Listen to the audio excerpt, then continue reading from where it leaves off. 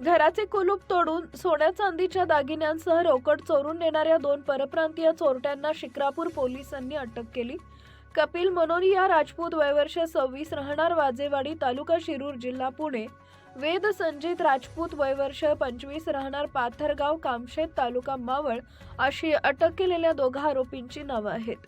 शिरूर तालुक्यातील मुखाई येथील मंगल रामचंद्र आरळेकर वयवर्ष 66 या काही दिवसांपूर्वी त्यांच्या कुटुंबियांसह लग्नासाठी बाहेरगावी गेलेले असताना चोरट्यांनी घराचा कुलूप तसेच किचनच्या खिडकीचा गज तोडून घरात प्रवेश केला।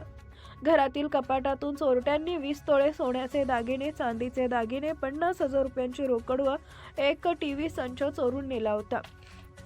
चोरीच्या या घटनेबाबत मंगल आरळेकर यांनी शिक्रापूर पोलीस स्टेशनमध्ये फिर्याद दिली होती।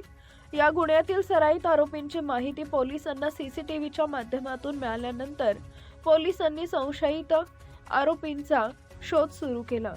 पोलीस उपनिरीक्षक महेश डोंगरे, पोलीस हवालदार श्रीमंत हुनमाने, विकास पाटील, रोहिदास पारखे, अमोल दांडगे, राम जाधव, जयराज देवकर, अमोल नलगे तसेच स्थानिक गुन्हे शाखेचे सागर धुमाळ यांनी तळेगाव ढमढरी इथं जाऊन कपिल मनोरिया राजपूत तसेच आपटी येथील नदीकाठाहून वेद संजित राजपूत या दोघांना शिताफीने पकडले।